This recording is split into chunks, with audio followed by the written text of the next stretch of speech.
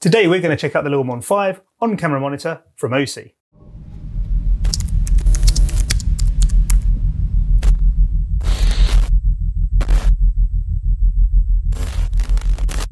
When I created my YouTube channel, one of the first videos I put up on it was about the uses and benefits of an on-camera or field monitor. And over the past couple of years, my monitor has become one of the most useful things I have in my camera bag.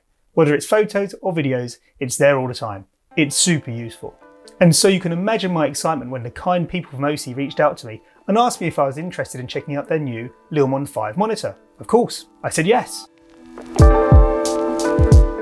This is the Osee Lilmon 5 monitor.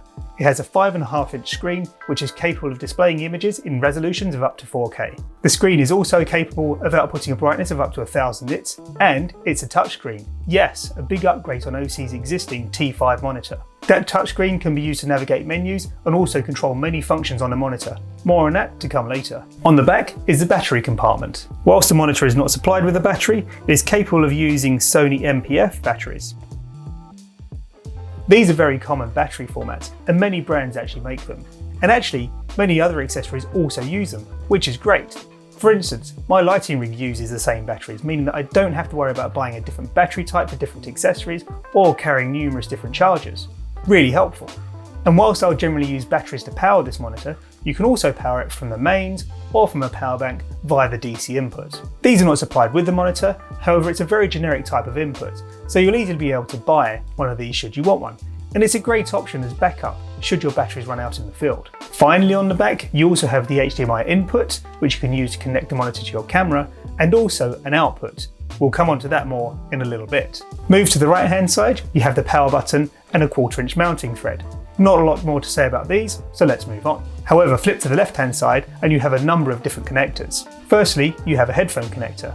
This will actually allow you to monitor the sound your camera is picking up through the monitor itself. And this is a great inclusion on this monitor, as if your camera itself doesn't have a headphone jack, well then you still have the possibility of monitoring sound in real time using this headphone jack. Secondly, there's also an RS-232 remote connector.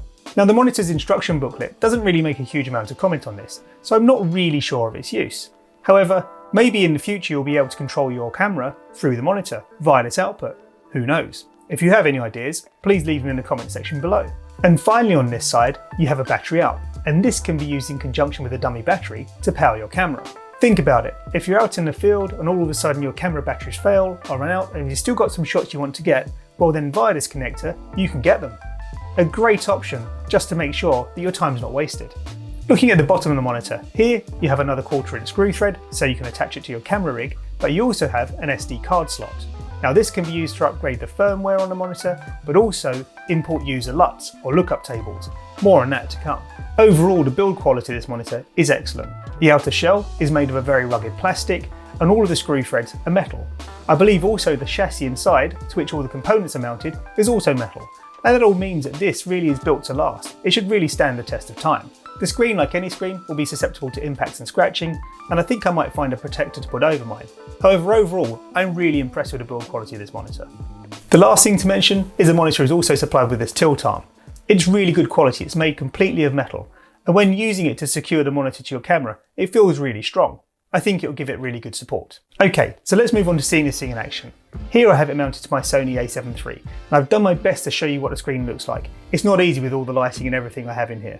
Anyway, hopefully as you can see here, the screen quality is excellent. It really does display a very good image. It's incredibly clear and gives a very good representation of the colours that I'm actually seeing. And it's incredibly bright. As I mentioned earlier on, it's capable of outputting an image at up to 1000 nits. And this is really useful, especially when operating in very bright surroundings. The brightness of this monitor will actually counteract that and enable me to continue seeing the picture on it. Compared to my old Viltrox monitor, the picture quality is much better. The colour representation is also far more accurate. Overall, it's just far better quality. If you're wondering why there are black lines down the side of the Osee monitor here, well that's because I'm only feeding it a 1080p HD output. If I move it up to 4K, as you can see, the Osee monitor has no problem. It gives you a beautifully clear image. However, my old Viltrox monitor, well, it's only an HD monitor, so no joy. Another thing to mention here is the reason that you can see the same image on both monitors is because I'm using the HDMI output on my Osee to feed into my old Viltrox monitor. And this is super handy, especially if you need to have more than one monitor set up. For instance, If I was lucky enough to have an assistant who could help me record these videos, then they could have one monitor so they can see everything that's going on, but I could also have one facing me at the same time, so I know exactly what the scene looks like. Another way I could use this output would be to feed it into an HDMI capture card and into, say, my laptop, so that I can actually record my EVF and retain a view of what's going on at the same time. Anyway, let's move on to the functionality of the touchscreen. Firstly, with regards to general use, you can use gesture controls to navigate around an image. Let me demonstrate. I can do simple things like use a pinch gesture control to zoom into and out of an image. If I pinch in, I zoom in, and if I pinch out, well, I zoom out. It's that simple. And when you do this, a little box appears to show you exactly which area of the image you're looking at. It also shows you at the top of that box exactly which magnification you're at. This is just on the monitor, so I'm not actually impacting the image that the camera's taking, but it's really handy if I want to make sure that the actual details of the image are correct and that I'm correctly focused. There are a couple of other gesture controls also. For instance, if I swipe up and down on the left-hand side, well, then I can control the brightness of the monitor, and on the right, the volume being output to the headphones. And finally, a single tap hides the menus so that I can see the entire image. The touchscreen is also used to control a lot of the additional functionality within the monitor, and mainly that's all through this grey menu bar at the bottom. Let's take a look at that. First up on the far left, you have the settings cog. Press this and a menu bar will change and display the various settings that you can play with. For instance, you can change simple things, like the brightness and headphone volume. You can also control how the monitor deals with rotation and whether or not the status bar is displayed. There are loads of settings you can change, so I won't go through them all now. Pressing the back arrow takes you back to the main menu. To the right of the settings cog, you can see some of the additional tools which are built into this monitor. Now when first used, they come in a standard setup. However, these menus are fully customizable. If I press the plus sign on the right hand side, it will open up a menu of tools which I can add to the bar. So for example, if I want to add the focus assist to this menu, I just click it and it appears on the menu bar. If I press the cross, then I'm back to the main menu. If I want to remove a tool, all I do is press the plus button again. As you can see, little minus signs appear next to each tool that's loaded currently. All I then do is select the one I want to remove, it will ask me if I'm sure, and if I confirm, well, it's gone. Now you can configure numerous menu bars, and if you press the little page sign on the right, it will show you what you have set up currently. It shows me that I have 8 menus to play with, and there are currently a number configured. If I press menu 2, well then these ones are loaded on the bottom of the screen. Having the ability to save numerous menus is actually really handy.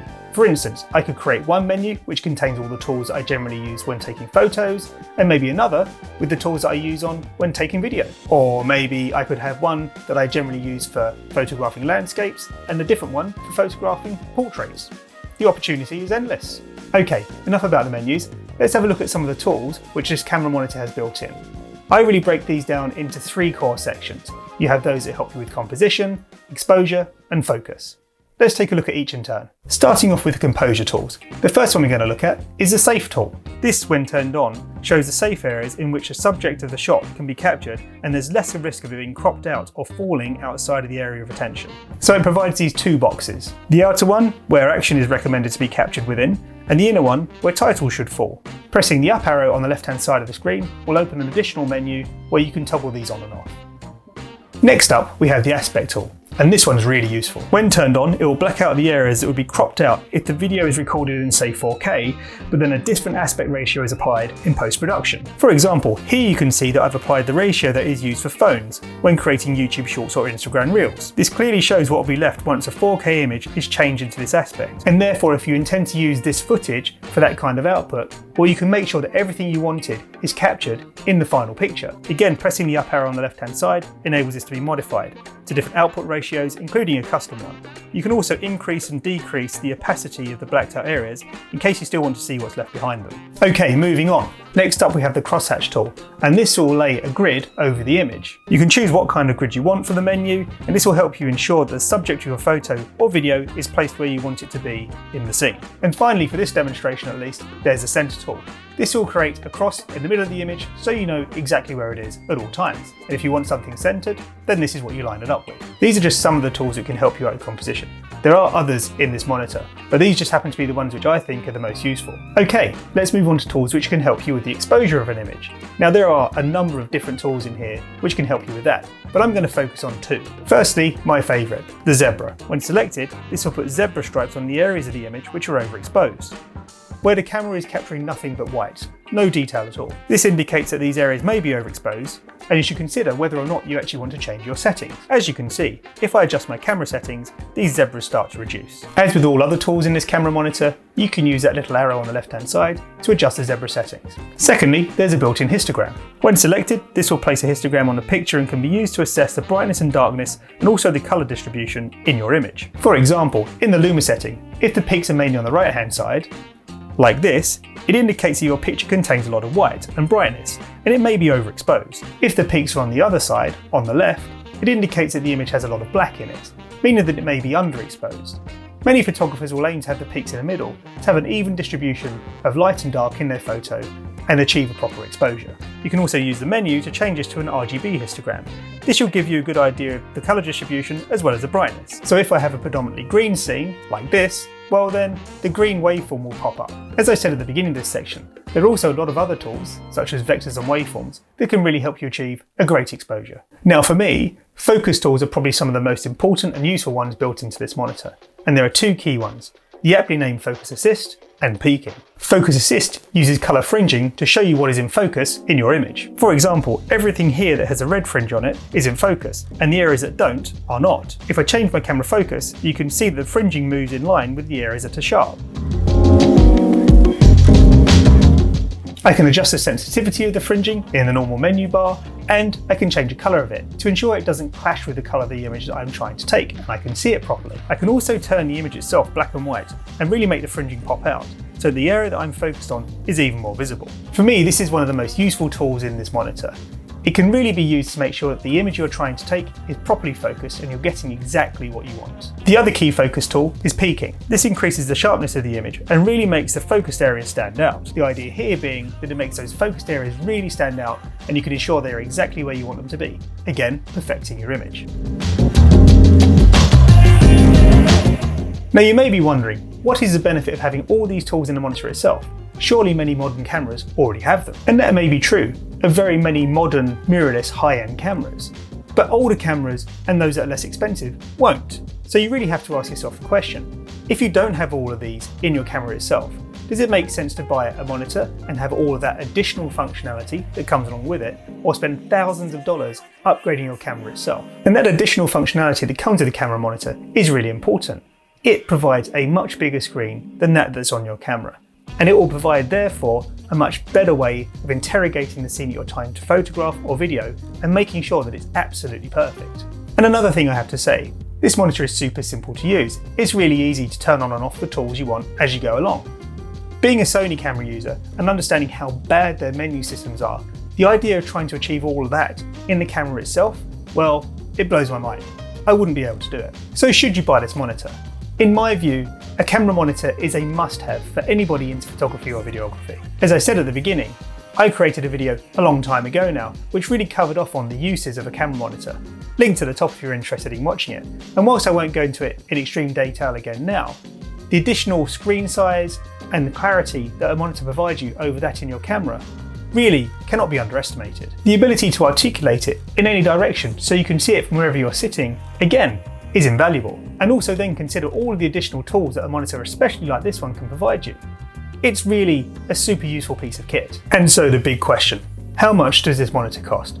Well, I'm told that the plan is that at launch, this should be around $180. Now that's a great price considering everything we've been through today. And having done some research online, I think you'll really be pushed to find anything that's got all the functionality this monitor has in that price bracket right now. And so to summarise, I think this monitor is a great buy for anybody who's into photography or videography.